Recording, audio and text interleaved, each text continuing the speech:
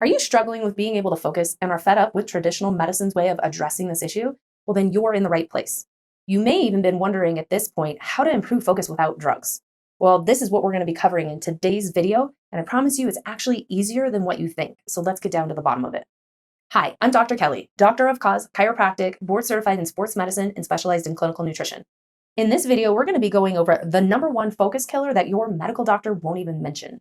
Then we'll be discussing the hidden offenders that are banned in other countries, yet are readily found in our foods here in the United States. And finally, we will be going over the most effective and proven way to regain your focus without needing medication. Let's dive right on in. All right, the number one focus killer that your medical doctor won't even mention to you is the dreaded S word called sugar. Yep, that's right, sugar. It is the most addictive substance known to man on the face of the earth, and it's everywhere. But here's the thing. Sugar is the best way to produce what's known as inflammation in your body. Think of inflammation as like fire on your inside. It is linked as part of the cause of all forms of disease and illness. And guess what? One of the tissues that is most sensitive to this inflammation is your brain. Your brain is what controls your ability to focus and concentrate. So if your brain is on fire because you're maybe not even knowingly putting in a lot of sugar in your system, there is no way you're ever going to be able to focus or concentrate the way that you should be able to. One trick that I have for you about sugar is when it comes to buying your groceries, if you just stick to shopping in the perimeter but skip the bakery, you are going to be doing yourself a lot of favors. This, of course, is where all of the produce is and your meats. The only aisle that is really okay to enter is the one where all of the oils are found. And of the oils, it's the avocado oil, coconut oil, ghee, grass-fed butter that are really the ones that are beneficial for your brain health, okay? When you go into the rest of the aisles, I like to say it's death by the aisles, and you start getting into these prepackaged foods or, foods that are already prepared for you, they have all been compromised in some way, shape, or form. And if you look at the labels and start creating some awareness of carbohydrates and sugars, you will start seeing that you're consuming sugar in places you had no idea sugar even existed. And then one other pearl in regards to sugar and where else it's being hidden in your food without knowing it is we've been so conditioned that fat's bad for us, right? So oftentimes, like, say you like to consume yogurt, it's really hard to find a full fat version of yogurt anymore. Everything is reduced fat or low fat. So here's what I want you to do. Next time you're at the grocery store, look at some of these full fat options compared to the low fat or no fat options and look to see how many sugars each of them have. What you're going to start seeing is that the full fat version actually has far less sugar in it than the low fat or no fat version. You see, they have to add sugar in order to try to make it palatable. A lot of flavor and, the texture that comes from the fat. And those fats are not really bad for you to be consuming. So start creating awareness about where all you're getting sugar from places that you may have not even realized it was coming from. If you start reducing sugar, I guarantee you your brain is going to start being happier and ultimately start functioning for you so much better. You'll probably notice there's other areas of your body and overall health and well-being that also begin to improve. Now I'm curious, did you know that sugar is the number one focus killer? If you knew that or didn't know that, just comment down below. I'm super curious to know what your perspective is on sugar. Okay, let's talk about those hidden offenders that are banned in other countries yet readily found in so many of our foods here in America. If you didn't know it, I'm talking about food dyes. Those are those colors that also have the weird numbers that follow them, like red dye number 40 or yellow dye number 5. Start, again, looking at your ingredients of your foods and seeing what all you're consuming that has dye in it. These substances are banned over in countries like Europe because they've recognized how detrimental they are to brain function. They create a lot of other issues in the body, but one of the organs that is most sensitive to their destructive nature is the brain. In fact, in Europe, if you're a company and you want to put these artificial dyes in your foods or your products, you have to include what is almost like the equivalent of a Surgeon General's warning because they recognize that they're that detrimental to your overall health and well-being. Now, here in America, you find them everywhere, from juice to, electrolyte replacements, sodas, to cereals, chips, cakes, you name it. There is potential that food dye is probably in that prepackaged food that you're about to consume. Here's something that's really sad too.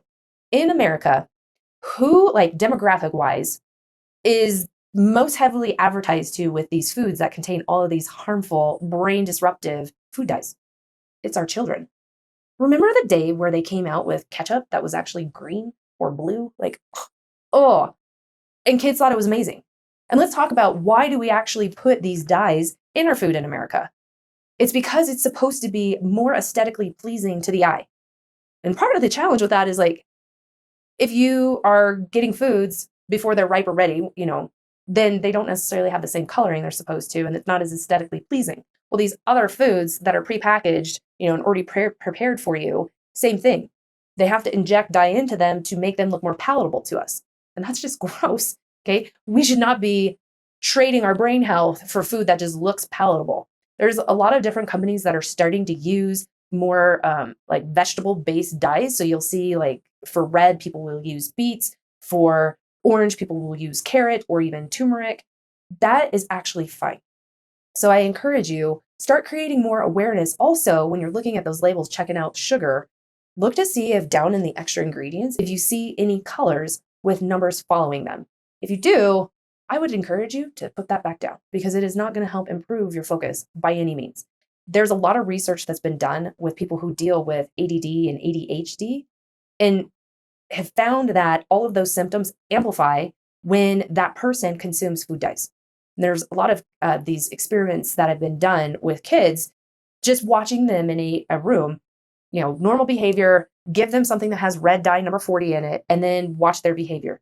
And not only do they become more hyperactive at times, you can also see sometimes that the ears get really red, or the lobes do, and they're just all over the place. Well, if you're putting something in that creates this major craziness within the brain, how can you actually focus? And the same is true for adults. So again, empower yourself, start looking at your labels, and avoid things that have food dyes in them. You will be doing so much better, I promise.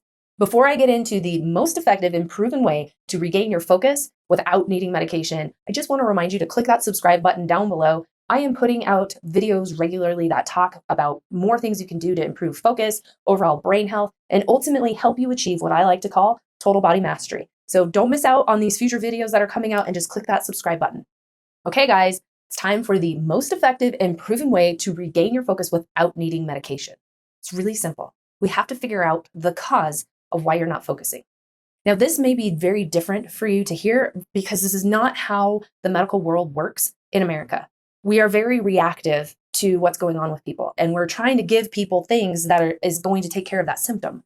That is called symptom-based care. So the way I'd like to explain this a little bit further for you is, picture you've got a ceiling and it has a water stain in it. I'm sure you've probably seen that, right? Well, the way that we handle difficulties like lack of focus and concentration in America would be the same as if I just chose to paint over the stain in the ceiling. Now, the stain's gone, so it looks better, right? Yeah. But ultimately, we know with time, eventually, the stain's going to resurface. So painting over the stain is basically the way that we handle health problems here in America, where we give you something to cover up your symptoms. It's like a Band-Aid approach to your health. I don't know about you, but I know when it comes to my health, I don't just want to be having Band-Aid solutions offered to me. So going back to that ceiling analogy, that stain, if we really want to understand what caused it in the first place, then we have to peel back the layers of the ceiling and find where the leak is.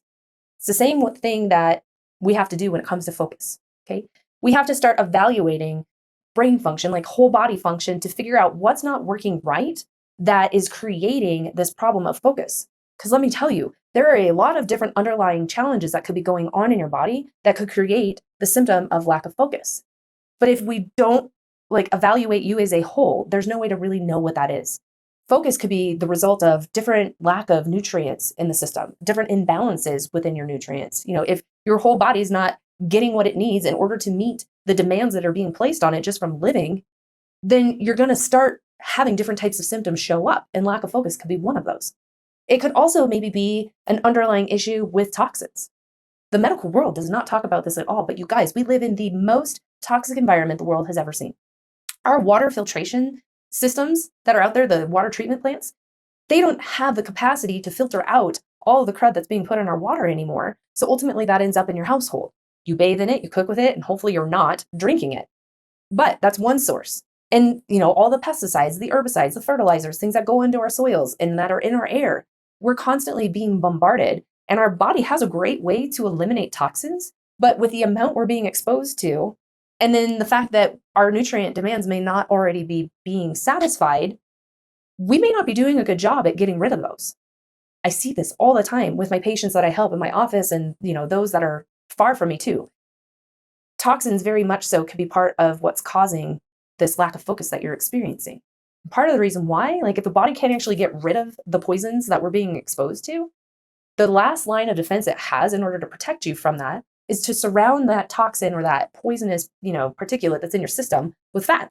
Well, guess what? The highest concentration of fat, regardless of what somebody looks like, generally is the brain. So it has a high affinity for storing toxins, which is really bad if you're wanting it to actually function optimally. It could also be a low grade infection or, low levels of inflammation in the body. So in order for you to really get a grip of why you're dealing with lack of focus, and especially if you want to get over it without relying on just the symptom band-aid approach of medications, you have to actually figure out what is the underlying cause that's creating this lack of focus that I'm dealing with. That makes sense? Okay, you might be sitting there wondering, all right, Kel, how in the world do I figure this out?